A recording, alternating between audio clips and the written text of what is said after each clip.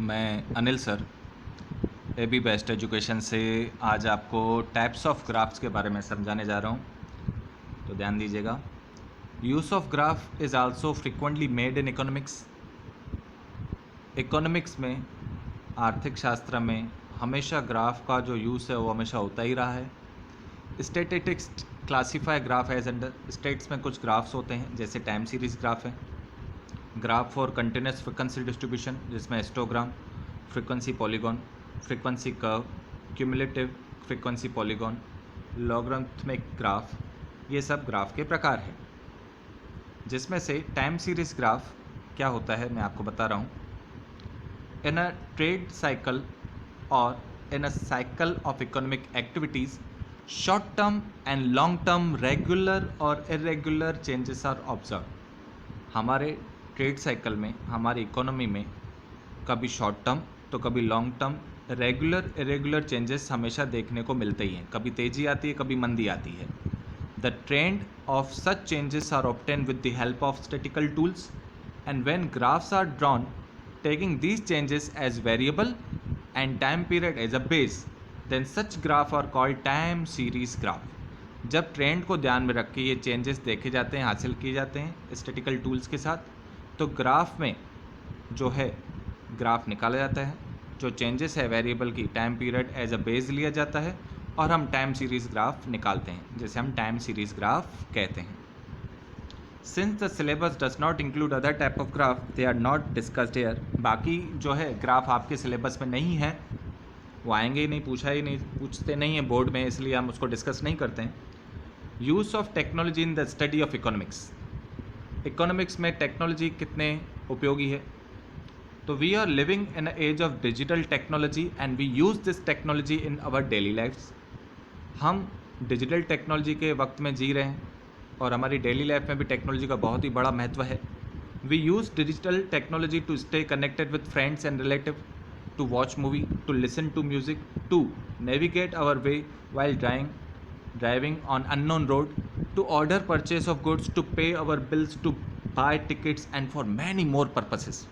हम digital technology का use अपने फ्रेंड्स के साथ, रिलेटिव के साथ कनेक्टेड होने में, ऑनलाइन मूवीज़ देखने में, म्यूज़िक सुनने के लिए, जब हम जाते हैं बाहर कोई रास्ता नहीं पता पड़ता है तो हम नेविगेट करते हैं गूगल पे, ठीक है। गुड्स परचेज़ करने के लिए ऑनलाइन परचेजिंग करते हैं, बिल पे करते हैं, टिकट्स बाय करते हैं, वगैरह वगैरह। This technology is also used for education. ये टेक्नोलॉजी एजुकेशन में भी काम आती है। Economic is an art and science which involve every day as a behaviour of human beings, society and state changes with time. Economic एक कला है, एक विज्ञान है। हर एक इंसान अपने बिहेवियर को ध्यान में रख के, समाज को ध्यान में रख के, समय के साथ चेंजेस कर करके क्या करता है, इकोनॉमी में अपना पार्टिसिपेशन देता है।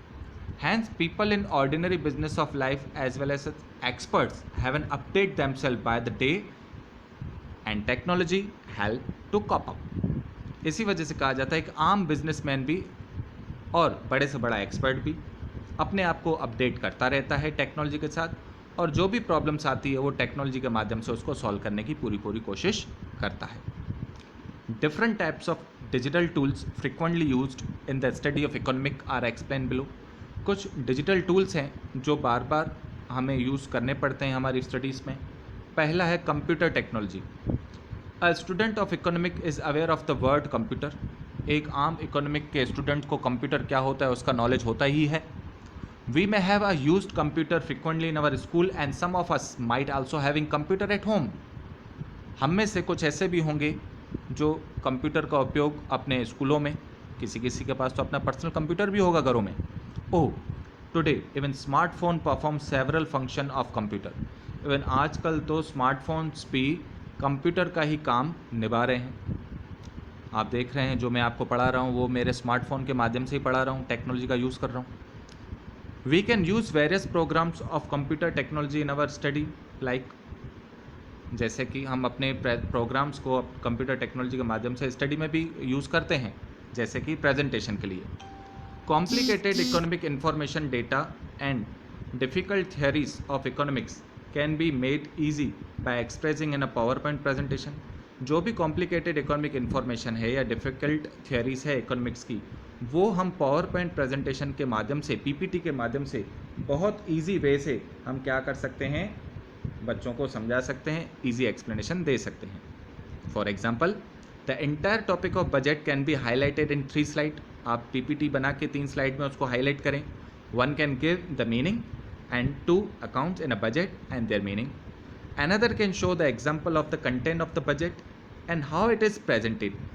आप तीनों स्लाइड में अलग अलग कंटेंट रखें, पहले मीनिंग रखें, फिर अकाउंट्स बताएं बजट के बारे में, फिर आप उसके एग्जांपल्स दें, बजट क्या होता है उसके कंटेंट के बारे में बताएं। The third slide can give the trend of budget in our country और can give the actual budget of government for a recent year.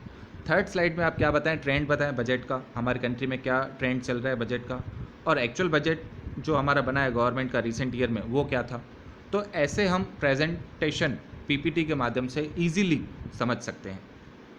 फिर है एक्सेल वर्कशीट, बहुत काम की होती है। Economic deal with lots of data, economy में बहुत सारी डेटा होती है। Researcher sometime deal with data in 1000 of observation.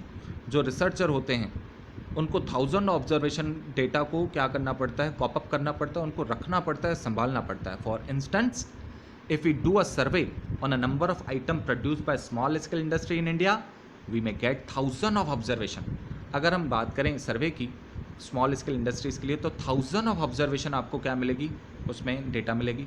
Such data must be entered in an Excel sheet and this sheet can process the data for any formula at only 1 click. ये जो data है आप Excel sheet में डाल दें।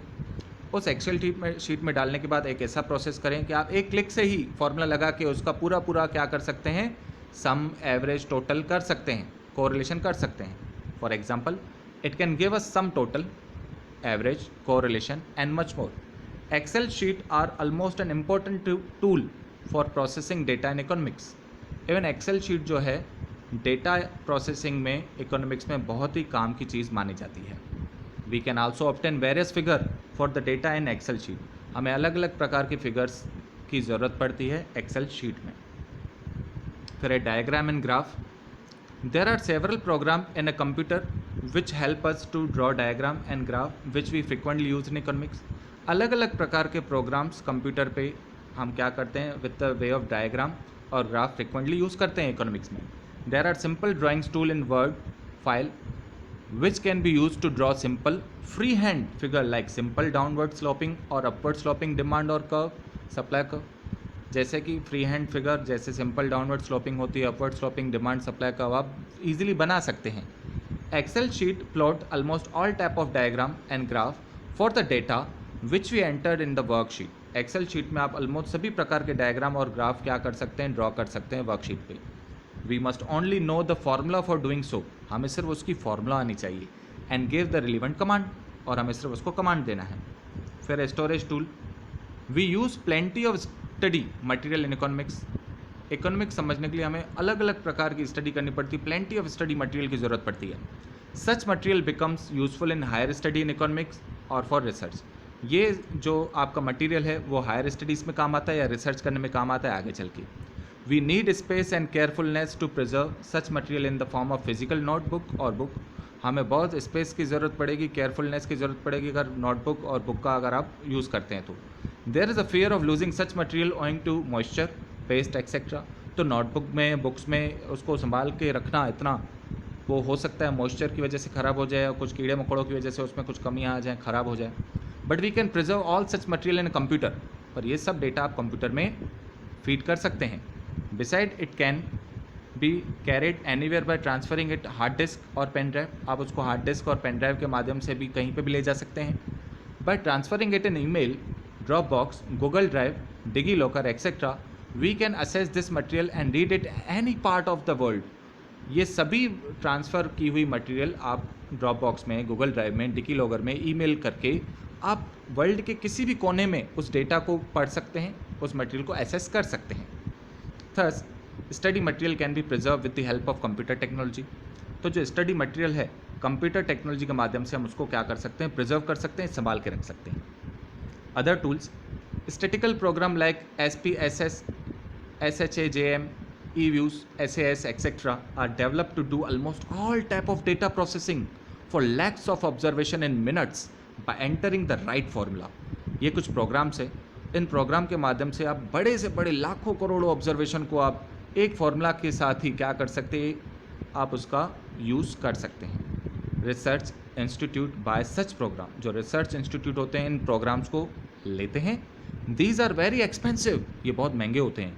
However certain software like Gretel, PSPP, R etcetera can be obtain free of cost through the internet. हाँ, कुछ ऐसे भी प्रोग्राम्स हैं जो फ्री ऑफ कॉस्ट इंटरनेट पे प्रोवाइड हैं.